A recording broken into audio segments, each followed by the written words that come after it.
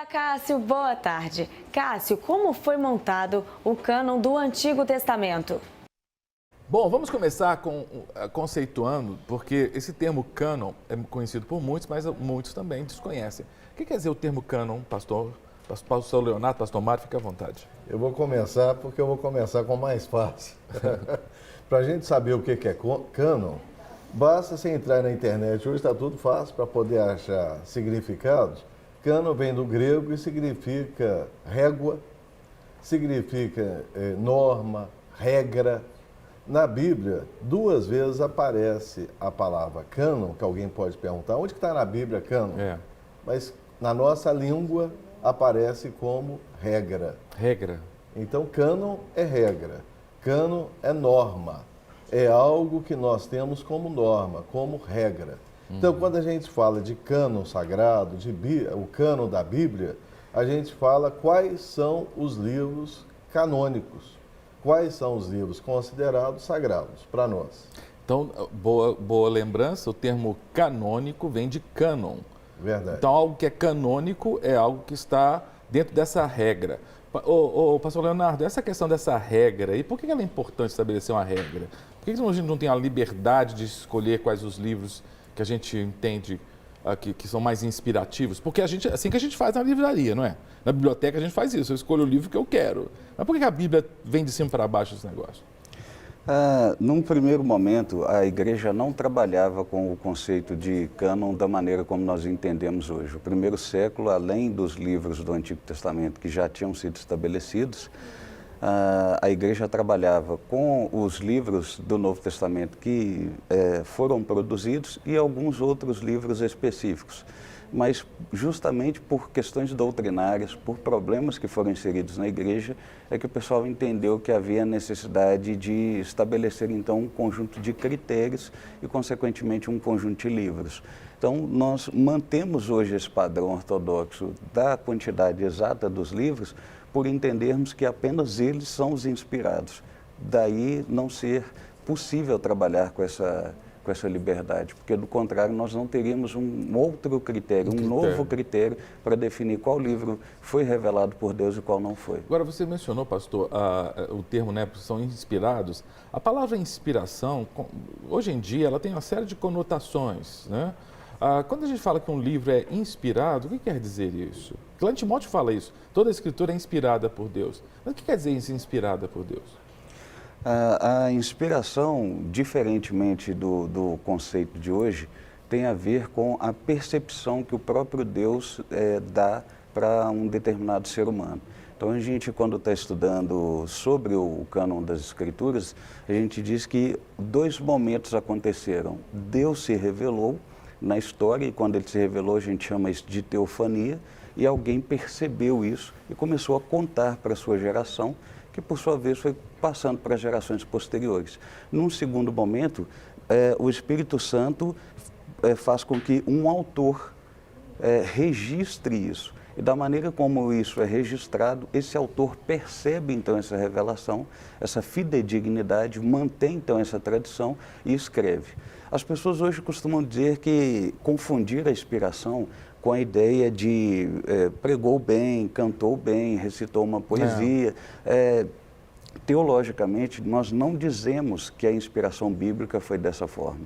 Teologicamente, a gente diz que quando alguém cantou bem, pregou bem, escreveu uma poesia, ele foi iluminado pelo Espírito Santo. É uma iluminação, não é uma inspiração, porque a obra dele não vai entrar para a Bíblia.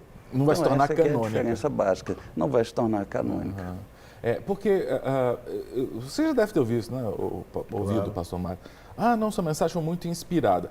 Bom, se ela foi bíblica, ela foi inspirada. Verdade. Mas às vezes as pessoas usam mesmo, né, o termo inspiração para ações, para o que é iluminação, né?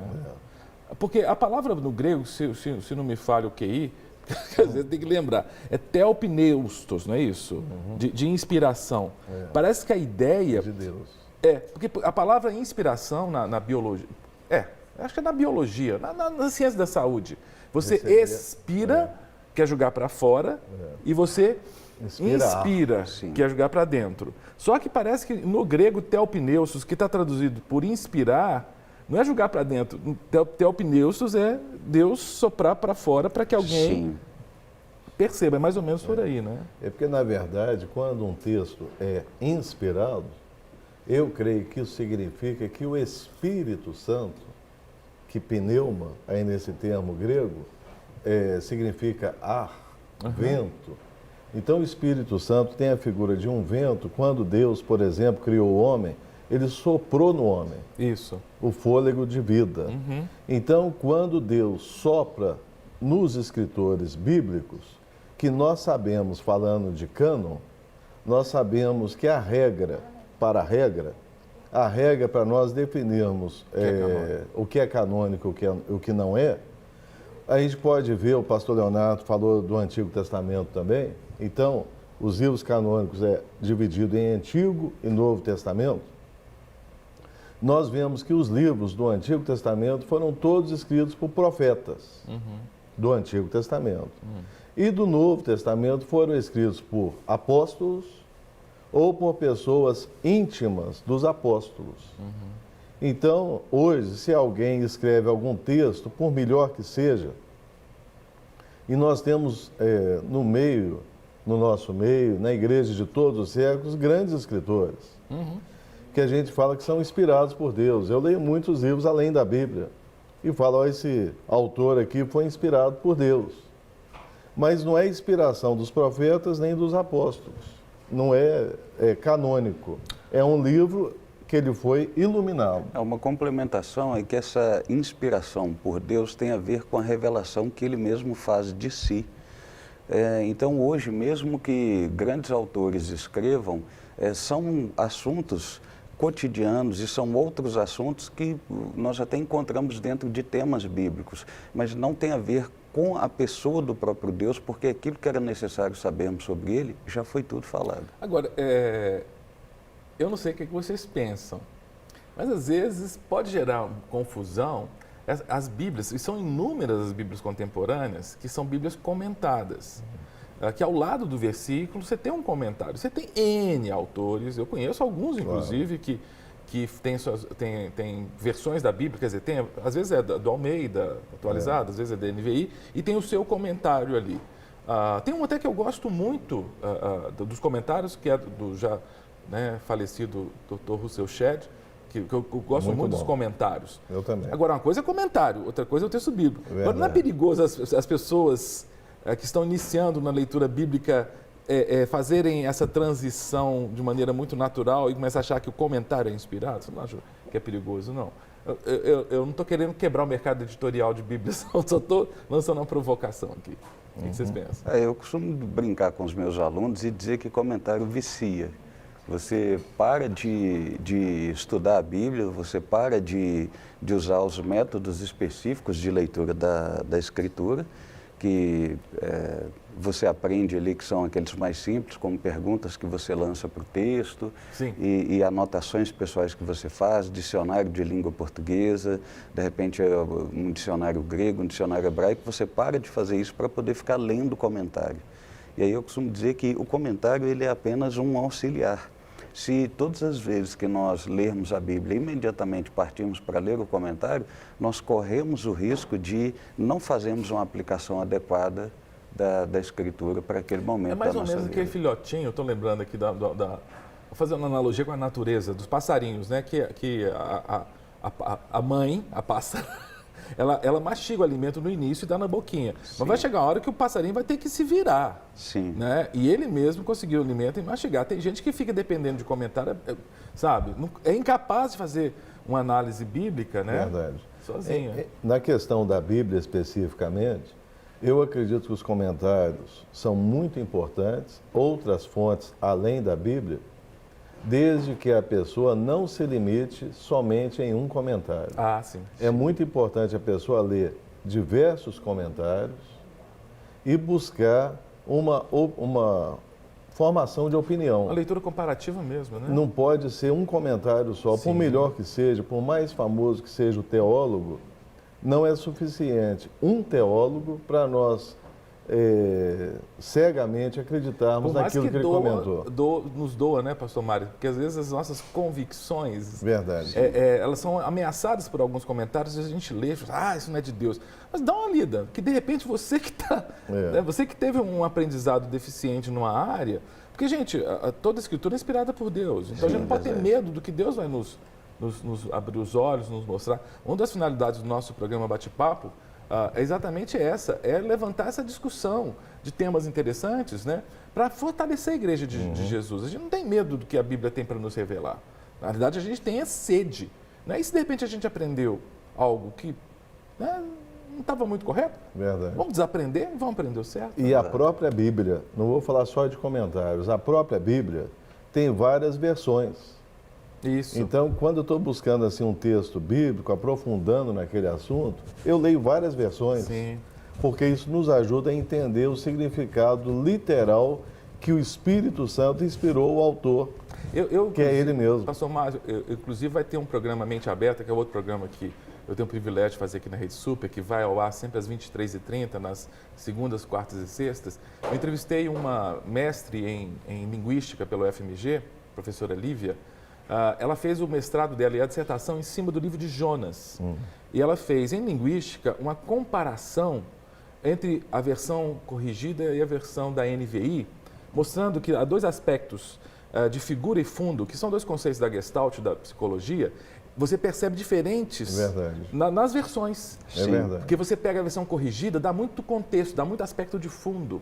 A NVI já é mais objetiva, já mostra mais as figuras, né? Sim. Então, assim, nessa entrevista, inclusive, quando for ao ar, eu vou comentar aqui no bate-papo, para que você possa ver à noite. Foi muito instrutivo isso, porque o que o pastor Mário falou é muito interessante. Comparar versões, não tenha medo, né? Não. Só agrega, né? Claro, porque a gente também não tem nem condição de afirmar qual é a melhor versão, na minha opinião. Porque a língua permite traduções aonde só a gente fazendo uma comparação e orando, porque a Bíblia, além de ser um livro comum, ela também não é um livro comum, ela é um livro canônico. E eu lembro, né, acho que quando a gente estudou bibliologia, a gente, pelo menos era um princípio básico, né? A Bíblia é inerrante e infalível nos seus escritos originais. Sim. Não era esse o princípio? Exatamente. Porque, e nem todos, a maioria das pessoas da igreja não tem acesso aos originais hebraicos, aramaicos e gregos. E, na verdade, existe a cópia de original. É cópia de original. O original mesmo se perdeu com 2000 anos. Esse mês mesmo eu estou trabalhando hebraico com os meus alunos. E aí uma das coisas que a gente comenta é justamente a gente está fazendo exegese. E a gente está fazendo exegese do Salmo 133. Eu já deixei como trabalho final para eles fazerem exegese de Malaquias, capítulo 3. A partir vai tocar no dízimo aí. Do verso 7, vamos ver quais são as conclusões às quais eles vão chegar. Dentro desse assunto que nós estamos conversando, eu lembrei daquele versículo, Atos 17:11. Fala que os da Bereia eram mais nobres do que os da Tessalônica, porque eles examinavam as Escrituras. Eu acredito que examinar é pesquisar. Sim. Uma outra versão fala pesquisava as Escrituras. Então, quando a gente fala aí de pós-graduação, se eu convidou uma mestra, por exemplo, o que mais a gente aprende em pós-graduação é comparar textos, comparar autores. Então, a gente deve comparar versões, a gente deve comparar comentários, buscar também opiniões, igual nós estamos aqui nesse bate-papo. Tem um bate-papo na sua igreja, tem um bate-papo com pessoas que servem a Deus, porque é assim que o Espírito Santo utiliza para que a sua palavra seja compreendida.